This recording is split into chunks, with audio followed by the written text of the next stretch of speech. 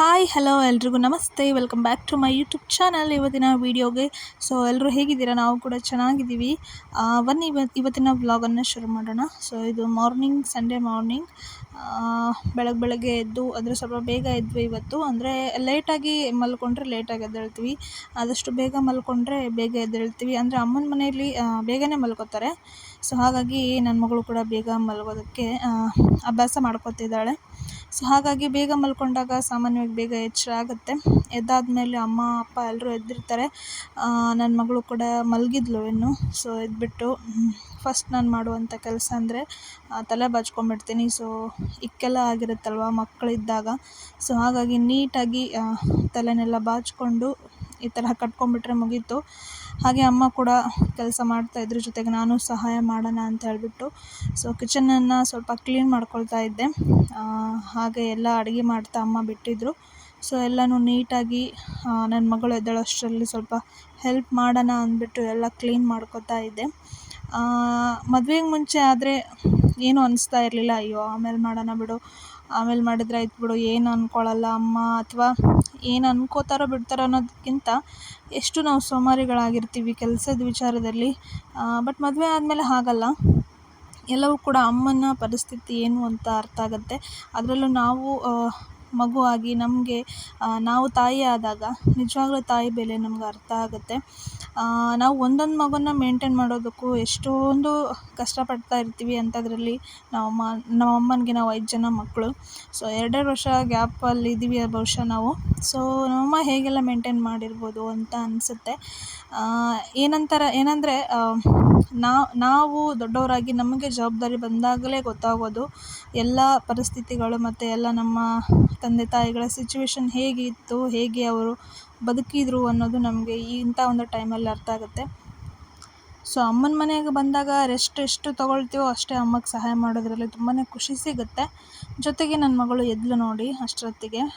ಇಲ್ಲಿ ಸ್ವಲ್ಪ ಗಲಾಟೆ ಜಾಸ್ತಿ ಆಗುತ್ತಲ್ಲ, ಬೆಳಗ್ಗೆ ಬೇಗ ಎದ್ಬಿಡ್ತಾಳೆ. ಈಗ ಅವಳು ರೈಮ್ಸ್ ಹೇಳೋದೆಲ್ಲ ಕಲ್ತ್ಕೊಂಡಿದ್ದಾಳೆ. ಬೇಟ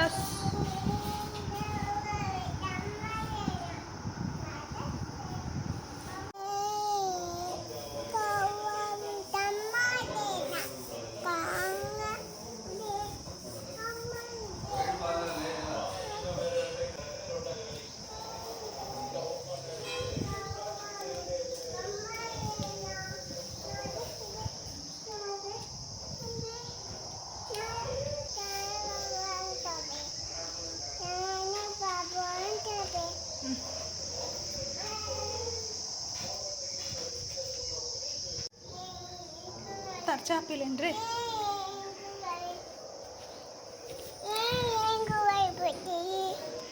ಕಡಿ ನಾನಿನ್ ಚೋಡಾಕೊಂತಿ ಮೈ ಕೊಂಚ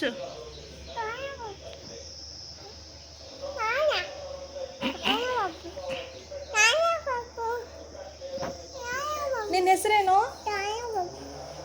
ಅಪ್ಪ ಹೆಸರೇನು? ಸುನಿ. ಅಮ್ಮ ಹೆಸರು? ಅಮ್ಮ. ಮಾಸಿ ಹೆಸರು? ಮಾಮ ಹೆಸರು? Very good. ಇದೇನು? ಏನಿದು? Rain go away. Very good. ಮೈಸಮ್ಮ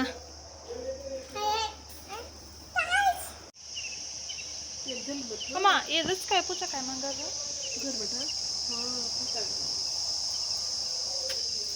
report कड़ी है बेटा देखा माची. ಕೇಳಿದ್ರಲ್ವ ಅವಳು ರೈಮ್ಸ್ ಹೇಳೋದನ್ನು. ಈಗ ಅವಳಿಗೆ ಊಟ ಮಾಡಿಸ್ತಾ ಇದ್ದೀನಿ ಹೊರಗಡೆನೆ ಕೂತ್ಕೊಂಡು. ಇಲ್ಲಿ ಸ್ವಲ್ಪ ಆ ಕಡೆ ಈ ಕಡೆ ತೋರಿಸ್ತಾ ಊಟ ಮಾಡಿಸಿದ್ರೆ ಊಟ ಮಾಡ್ಕೋತಾಳೆ. ಒಳಗಡೆ ಇದ್ದರೆ ಅವಳಿಗೆ ಫೋನ್ ಕೊಡಬೇಕು, ಒಂದು ಹತ್ರ ಕೂತ್ಕೊಳ್ಳೋದಿಲ್ಲ. ಹಾಗೆ ಅಮ್ಮ ಕೂಡ ಬಂದು ಅವಳನ್ನ, ನಾನು ಊಟ ಮಾಡಿಸ್ತಿದ್ರೆ ಈ ಥರ ಅವಳನ್ನ ಎಂಗೇಜ್ ಮಾಡಬೇಕು, ಇಲ್ಲಾಂದರೆ ಒಂದು ಹತ್ರ ಕೂಡೋದಿಲ್ಲ ಅವಳು. ಹತ್ತದೋನು ಮಾಯಿನಲ್ಲ ಜಾನು ನಾನು ಹೆಂಗುಳಿ ರಾಸ್ಕೊತಾನೆ ನಾನು ಹೆಂಗುಳಿ ಕರಾನು काय अम्मा अंगोळी करानो अम्मा कसं ना अम्मा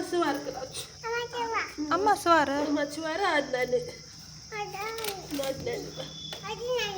ओके सवारी भी नानी ಅಮ್ಮ ಮತ್ತು ಕಾಯಿ. ಸೊ ಈಗ ಸ್ನಾನ ಮಾಡಿಬಿಟ್ಟು ಅವಳು ರೆಡಿ ಆದಳು. ಅಷ್ಟೊತ್ತಿಗೆ ಮಾವಿನ ಹಣ್ಣಿಂದು ಈ ಥರ ಅಂದರೆ ಹಣ್ಣಾಗಿರುವಂಥ ಮಾವಿನ ಹಣ್ಣಿಂದೆಲ್ಲ ರಸ ತೆಗೆದ್ಬಿಟ್ಟು ಈ ಥರ ಸ್ಪೂನಿಂದನೇ ಒಂದು ಬೌಲಲ್ಲೆಲ್ಲ ಸ್ಮ್ಯಾಶ್ ಮಾಡಿ ತಿನ್ನಿಸ್ತಾ ಇದ್ದೀನಿ. ಅವಳೇ ಡೈರೆಕ್ಟಾಗಿ ತಿನ್ನೋದಿಲ್ಲ, ಸೊ ಈ ಥರ ಕೊಟ್ಟರೆ ಆರಾಮಾಗಿ ತಿಂತಾಳೆ ಅವಳೇ. ಸೊ ಚೆನ್ನಾಗಿರುತ್ತೆ. ಯಾವುದಾದ್ರೂ ಹಣ್ಣಿಂದ ಈ ಥರ ತಿನ್ನಿಸ್ತಾ ಇರಿ ಮಕ್ಕಳಿಗೆ. ಆದಷ್ಟು ನಾವು ಜ್ಯೂಸ್ ಮಾಡಿ ಕೊಡೋದ್ರಿಂದ ಗೊತ್ತಾಗಲ್ಲ ಯಾವ ಹಣ್ಣು ಏನು ಅಂತ. ಜ್ಯೂಸ್ ಮಾಡಿ ಕೊಟ್ಟರು ಕೂಡ ಒಳ್ಳೆಯದೇ, ಆದರೆ ಈ ಥರ ಡೈರೆಕ್ಟಾಗಿ ಕೊಟ್ಟಾಗ ಮಕ್ಕಳಿಗೂ ಗೊತ್ತಾಗುತ್ತೆ ಯಾವ ಹಣ್ಣು ಹೇಗೆ ತಿನ್ನೋದು ಅಂತೆಲ್ಲ. ಸೊ ನೀವು ನೋಡ್ಬೋದು, ಈ ಥರ ಆರಾಮಾಗಿ ತಿನ್ನಿಸ್ಬೋದು ಮಕ್ಕಳಿಗೆ. ಸೊ ಇದು ಯಾಕಂದರೆ ತುಂಬಾ ಬಿಸಿಲು, ಹೊರಗಡೆ ಎಲ್ಲೂ ಹೋಗೋ ಹಾಗಿಲ್ಲ, ಆ ರೇಂಜಿಗೆ ಬಿಸಿಲಿದೆ. ಇವತ್ತು ಸಂಡೇ, ಸುನಿ ಕೂಡ ಬರ್ತಾರೆ. ಹಾಗೆ ಅವಳಿಗೂ ತಿನ್ನಿಸಿ ಮತ್ತು ಅವಳಿಗೆ ತಿನ್ನಕ್ಕೆ ಕೊಟ್ಟೆ ನಾನು. ತಿನ್ನಿಸಿದಾದ್ಮೇಲೆ ನಾನು ಕೂಡ ಊಟ ಮಾಡಿಕೊಂಡೆ. ಅಮ್ಮ ಯಾವುದೋ ಸೊಪ್ಪು ಹೆಸರು ಗೊತ್ತಿಲ್ಲ ನನಗೆ, ಆ ಸೊಪ್ಪಿಂದ ಚೆನ್ನಾಗಿ ರುಬ್ಬಿಟ್ಟು ಒಂದು ಏನೋ ಚಟ್ನಿ ಥರದ್ದು ಮಾಡಿದ್ದಾರೆ. ರೊಟ್ಟಿ ಜೊತೆ ಚೆನ್ನಾಗಿರುತ್ತೆ ಅಂಥೇಳಿ ತುಂಬಾ ಚೆನ್ನಾಗಿತ್ತು. ಸೊ ಅದನ್ನ ತಿಂದ್ಕೊಂಡು ರೆಡಿ ಆಗಬೇಕು, ಊರಿಗೆ ಹೋಗೋದಿತ್ತು. ಅಂದರೆ ನಮ್ಮ ತಾಂಡಕ್ಕೆ ಸ್ವಲ್ಪ ಕೆಲಸ ಇತ್ತು. ಸುನಿ ಬಂದಿದ್ದರು, ಹೋಗಿ ಬರೋಣ ಅಂಥೇಳಿ. ಅಮ್ಮ ತುಂಬಾ ಬೈತಿದ್ರು ನಮಗೆ, ಯಾಕೆ ಹೋಗ್ತಿದ್ದೀರಾ, ತುಂಬ ಬಿಸಿಲಿದೆ, ನಿಮ್ಗೆ ಗೊತ್ತಾಗಲ್ವಾ ಅಂತೆಲ್ಲ.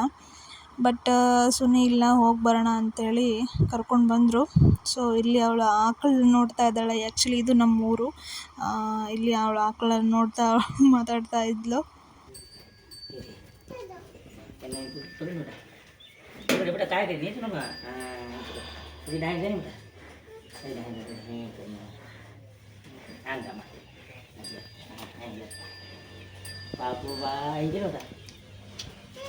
ಪಾಪು ಬಾಬಾ ಹಿಂಗೇನೆ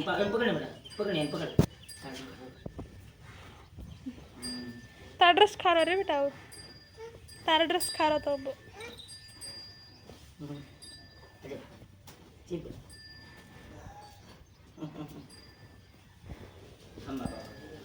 ये हमारा छोड़ रहे हो. हाँ ये सुनी ಬೇಡ ಬಾ. ಸೊ ಇದು ಊರಲ್ಲಿರುವಂಥ ಮನೆ, ಅಂದರೆ ಸುನಿಯವ್ರದ್ದು. ಇದು ಹೊಲದಲ್ಲೇ ಮನೆಯನ್ನು ಕಟ್ಟಿಸ್ತಾ ಇರೋದು, ಅಂದರೆ ನಮ್ಮದು. ಆ್ಯಕ್ಚುಲಿ ಸುತ್ತ ಇಲ್ಲಿ ಸೇಫ್ಟಿಗೆ ಬೇಲಿಯನ್ನು ಹಾಕಿಸ್ತಾ ಇದ್ದರು, ಹಾಗಾಗಿ ನೋಡ್ಕೊಂಡು ಬರೋಣ ಅಂತ ಬಂದಿದ್ವಿ. ತುಂಬ ಬಿಸಿಲು. ಇತ್ತೀಚೆಗೆ ಸುಮಾರು ಜಿಲ್ಲೆ ಕಡೆ ತುಂಬಾ ಬಿಸಿಲು ಆಗಿ ಮಕ್ಕಳಿಗೆ ಜ್ವರ ಬರ್ತಾ ಇದೆ, ಅಂದರೆ ಬಿಸಿಲಿನ ಶಾಖದಿಂದ ಅಂಥೇಳಿ ನ್ಯೂಸಲ್ಲೆಲ್ಲ ಹೇಳ್ತಾ ಇದ್ದಾರೆ.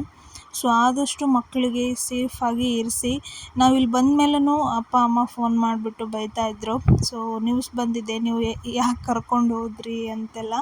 ಬಟ್ ಏನಂದರೆ ಮನೇಲಿ ಇದ್ದು ಬೇಜಾರಾಗುತ್ತಲ್ವ. ನನ್ನ ಮಗಳಿಗೂ ಈ ಥರ ಹೊರಗಡೆ ಕರ್ಕೊಂಡು ಹೋದಾಗ ಅವಳಿಗೂ ಖುಷಿ ಆಗುತ್ತೆ. ಚೆನ್ನಾಗಿ ಓಡಾಡಿಕೊಂಡು ಮಾತಾಡಿಕೊಂಡು ಇದೇನು ಅಂತ ಕೇಳ್ಕೊಂಡಿದ್ಲು. ಜೊತೆಗೆ ನಾವು ಹಣ್ಣುಗಳನ್ನು ಮತ್ತು ಮೊಸರು, ಅನ್ನ ಎಲ್ಲ ತಗೊಂಡು ಹೋಗಿದ್ವಿ. ಅವಳಿಗೆ ಅರ್ಧ ಗಂಟೆಗೊಮ್ಮೆ ತಿನ್ನಿಸ್ತಾನೆ ಇದ್ದೆ ನಾನು, ಯಾಕಂದರೆ ಡಿಹೈಡ್ರೇಟ್ ಆಗಿಬಿಟ್ರೆ ಮಕ್ಕಳಿಗೆ ತುಂಬಾ ಕಷ್ಟ. ಯಾವಾಗಲೂ ನೀರು ಕುಡಿಸ್ತಾನೆ ಇರಬೇಕು, ಅವರು ಕೇಳಲಿ ಬಿಡಲಿ. ಸೊ ಹಾಗಾಗಿ ನಾನು ತೊಗೊಂಡು ಹೋಗಿದ್ದೆ ಎಲ್ಲನೂ. ಎಲ್ಲಿ ಹೋದರೂ ಅಂದರೆ ಈ ಬೇಸಿಗೆಗಾಲದಲ್ಲಿ ಹೇಳಬೇಕಂದ್ರೆ ಮಕ್ಕಳಿಗೆ ತುಂಬಾ ಸೇಫ್ಟಿ ಮುಖ್ಯ ಆಗುತ್ತೆ. ಇನ್ನು ಬೇಸಿಗೆ ರಜೆ ಅಂಥೇಳಿ ಮಕ್ಕಳು ಎಲ್ಲ ಹಳ್ಳಿ ಕಡೆ, ಊರ ಕಡೆ ಹೋಗಿರ್ತಾರಲ್ವ, ಅಲ್ಲಂತೂ ಮಕ್ಕಳೆಲ್ಲ ಸೇರಿಬಿಟ್ರೆ ಆಟ ಆಡೋ ಇದರಲ್ಲಿ ಗೊತ್ತಾಗೋದಿಲ್ಲ ಅವರಿಗೆ ನಮಗೇನಾಗ್ತಿದೆ ಅಂಥೇಳಿ. ಬಿಸಿಲು, ಗಾಳಿ, ಮಳೆ ಏನೂ ನೋಡೋದಿಲ್ಲ, ಎಲ್ಲ ಮಕ್ಕಳು ಸೇರಿಕೊಂಡು ಆಟ ಆಡ್ತಿದ್ದಾರೆ. ಬಟ್ ಇತ್ತೀಚೆಗೆ ತುಂಬಾ ಸೆಕೆ ಮತ್ತು ಬಿಸಿಲು ಇದೆ, ಅದರಿಂದ ನಿಜವಾಗ್ಲೂ ಕಷ್ಟ ಆಗುತ್ತೆ ಮಕ್ಕಳಿಗೆ. ಆದಷ್ಟು ಸೇಫಾಗಿ ಇರಿಸಿ. ಸೊ ನೀವು ನೋಡ್ಬೋದು, ಸುತ್ತ ಎಲ್ಲ ಬೇಲಿಯನ್ನು ಹಾಕ್ತಾ ಇದ್ದಾರೆ. ಇದು ಮನೆ ಕೂಡ ಇನ್ನೂ ಕಂಪ್ಲೀಟ್ ಆಗಿಲ್ಲ. ಸೊ ಇಲ್ಲಿ ಇರೋದಿಲ್ಲ ಅಂತ ನಾವು ಜಾಸ್ತಿ ಮಾಡಿಸಿಲ್ಲ. ಹಾಗೆ ನನ್ನ ಮಗಳು ನೋಡಿ ನೀವು, ಆದಷ್ಟು ಸುಸ್ತಾಗಿರೋ ಥರನೇ ಕಾಣಿಸ್ತಾ ಇದ್ದಾಳೆ. ಸೊ ಸ್ವಲ್ಪ ಹೊತ್ತು ಅವಳಿಗೆ ಅಲ್ಲಿ ಎಲ್ಲ ತೋರಿಸಿ ಸ್ವಲ್ಪ ಮೊಸರನ್ನ ಕೂಡ ತಿನ್ನಿಸ್ದೆ. ಸುನಿ ಅವಳನ್ನ ಆ ಕಡೆ ಈ ಕಡೆ ಓಡಾಡಿಸ್ತಿದ್ರು, ಸ್ವಲ್ಪ ಗಾಳಿ ಬರುತ್ತೇನೋ ಅಂತ. ಹಣ್ಣುಗಳನ್ನು, ಬಾಳೆಹಣ್ಣು ಎಲ್ಲ ತೊಗೊಂಡೋಗಿದ್ದೆ. ಅವಳು ಸ್ವಲ್ಪ ತಿಂತಿದ್ಲು ಅಷ್ಟೇ. ಅಂದರೆ ಬಿಸಿಲಲ್ವ, ಎಷ್ಟಾದರೂ ತಿನ್ನೋದಕ್ಕಾಗಲ್ಲ. ಅವಳು ತಿರುಗಾಡೋದ್ರಲ್ಲಿ, ಆಟ ಆಡೋದ್ರಲ್ಲಿ, ಇವ್ರನ್ನ ಮಾತಾಡಿಸೋದ್ರಲ್ಲೇ ಇದ್ಲು. ಸೊ ಅಲ್ಲೇ ಸ್ವಲ್ಪ ಹೊತ್ತು ಓಡಾಡ್ತಿದ್ದಂಗೆ ಅವಳಿಗೆ ಸಾಕಾಯಿತು. ಅಂದರೆ ನೋಡಿದ್ದನ್ನೇ ನೋಡೋಕ್ಕೆ ಅವಳಿಗೂ ಕೂಡ ಬೇಜಾರು. ಹಾಗಾಗಿ ನಿದ್ದೆ ಮಾಡ್ತೀನಿ ಅಂದಳು. ಸ್ವಲ್ಪ ಹೊತ್ತು ಹಣ್ಣುಗಳನ್ನು ಮತ್ತು ಮೊಸರನ್ನ ತಿನ್ನಿಸಿ ಇನ್ನು ಸ್ವಲ್ಪ ಹೊತ್ತು ಅಲ್ಲೇ ಕೂರಿಸಿ ಆಟ ಆಡಿಸ್ಬಿಟ್ಟು ನಮ್ಮ ದೊಡ್ಡಮ್ಮನ ಮನೆಗೆ ಹೋದ್ವಿ. ಅಂದರೆ ನಮ್ಮ ಅಮ್ಮನ ಅಕ್ಕ, ಸ್ವಂತ ಅಕ್ಕ ಅವರು. ಸೊ ಅಲ್ಲಿ ಹೋಗಿ ಮತ್ತೆ ಅವಳಿಗೆ ರಾಗಿ ಸರಿ ಮಾಡಿ ತಿನ್ನಿಸಿದೆ. ಹಾಗೆ ನಮ್ಮ ಅಕ್ಕ ಎಲ್ಲ ದೋಸೆ ಮಾಡಿಕೊಟ್ರು. ಸೊ ಅದನ್ನೂ ಕೂಡ ತಿನ್ನಿಸಿ ಅಲ್ಲಿ ಮಕ್ಕಳು ತುಂಬ ಇದ್ದಾರೆ, ಅಂದರೆ ನಮ್ಮ ಅಕ್ಕ ಕೂಡ ಬಂದಿದ್ದಾರೆ. ಸೊ ಅಕ್ಕನ ಮಕ್ಕಳಿದ್ದಾರೆ, ಎಲ್ಲರೂ ಇದ್ದಾರೆ.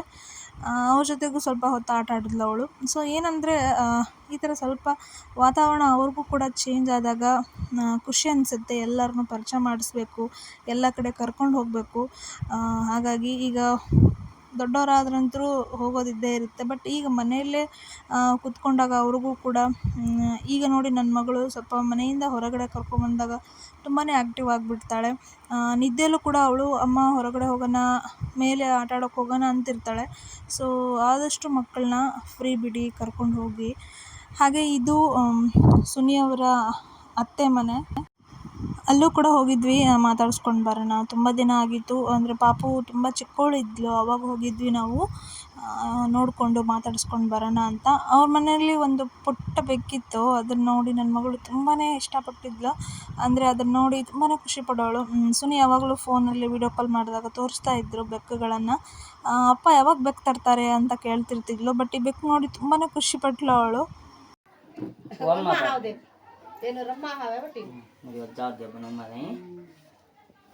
अम्मा बाबू दुई थिए बेटा बाई के नाक रे बेटा वो सिबिन वजू जाऊ छु बाई चिबी ಏನ್ ಪಕಡ ಬೇಟ ಏನು ಪಕಡಲ್ಲ काट जावे वो अम्मा काट से जा बेटा ಈ ರಾಟಿ ಚಾ ಬೇಟ ಇಲ್ಲ ಈ ಮುಕ್ಕಾಟ ಚಾ ಬೇಟ ಮುಕ್ಕಾಟ ಚಾ ಬೇಟ ये काटे पापू छे बेटा ಈ ತಾರ್ ನೈ ಹಾವಿ वो अम्मा हो ತಾರ್ ನೈ ಮುದ್ದ ಮಾ ಹಾವಿ वो अम्मा मोटा वो काट छु ಮುಕ್ಕಾಟ ಚಾ ಬೇಟ ಮುಕ್ಕಾಟ ಚಾ ಮುತ್ ಪಕಡಿ ಈ ಮುದ್ದ ಮಾ ತಾರ್ ನೈ ಹಾವಿ पापा ಬಾಯಿ ಹಾವಿ पापा मत ಮುದ್ದ ಮಾ ಟಾಟಾ करता बेटा ಮುದ್ದ ಮಾ ना ठीक छे છે ઠીક છે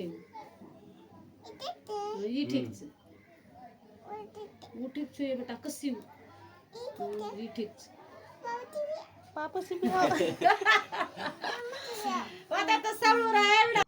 ಸೊ ಅಲ್ಲಿ ಸ್ವಲ್ಪ ಹೊತ್ತು ಕೂತ್ಕೊಂಡು ಮಾತಾಡಿ ಬಂದ್ವಿ. ಅವ್ರ ಮನೆ ಮುಂದೆನೇ ಒಂದು ದೇವಸ್ಥಾನ ಇದೆ. ದೇವಸ್ಥಾನ ಅಂದರೆ ಸಾಕು, ನನ್ನ ಮಗಳು ಹೋಗೋಣ ದೇವರಿಗೆ ಕೈ ಮುಗಿದು ಬರೋಣ ಅಂತಾಳೆ. ಸೊ ಅಲ್ಲೂ ಕೂಡ ಕೈ ಮುಗಿದು ಅದಾದಮೇಲೆ ಬಂದ್ವಿ. ಬಿಸಿಲಿತ್ತು, ನಾವು ಬರೋ ಅಷ್ಟೊತ್ತಿಗೆ ಸ್ವಲ್ಪ ಬಿಸಿಲು ಕಡಿಮೆ ಆಗಿತ್ತು. ಹಾಗೆ ಮನೆಗೆ ಬಂದು ನೋಡ್ಬೋದು, ಅಮ್ಮ ಅವಳಿಗೆ ನೀರಿಂದ ಆಟ ಆಡಿಸ್ತಾ ಇದ್ದಾರೆ. ಸೊ ಇದು ಇವತ್ತಿನ ವಿಡಿಯೋ. ನಿಮಗೆಲ್ರಿಗೂ ಇಷ್ಟ ಆಗಿದೆ ಅಂತ ಅಂದ್ಕೊಂಡಿದ್ದೀನಿ. ಇಷ್ಟ ಆದರೆ ಲೈಕ್, ಶೇರ್ ಆ್ಯಂಡ್ ಕಮೆಂಟ್ ಮಾಡಿ. ಹಾಗೆ ಮರೀದೆ ಚಾನಲ್ನ ಸಬ್ಸ್ಕ್ರೈಬ್ ಮಾಡ್ಕೊಂಡು ನೋಡಿ. ಇನ್ನೂ ಯಾರೆಲ್ಲ ಸಬ್ಸ್ಕ್ರೈಬ್ ಮಾಡ್ಕೊಂಡಿಲ್ಲ ಪ್ಲೀಸ್ ಚಾನಲ್ನ ಸಬ್ಸ್ಕ್ರೈಬ್ ಮಾಡ್ಕೊಳ್ಳಿ. ಹಾಗೆ ವಿಡಿಯೋನ ಕಂಪ್ಲೀಟಾಗಿ ನೋಡಿ, ನಿಮ್ಮ ಅನಿಸಿಕೆಗಳನ್ನು ಕಮೆಂಟ್ ಮಾಡಿ. ಮತ್ತೊಂದು ವಿಡಿಯೋ ಜೊತೆಗೆ ಸಿಗ್ತೀನಿ. ಎಲ್ರಿಗೂ ನಮಸ್ತೆ.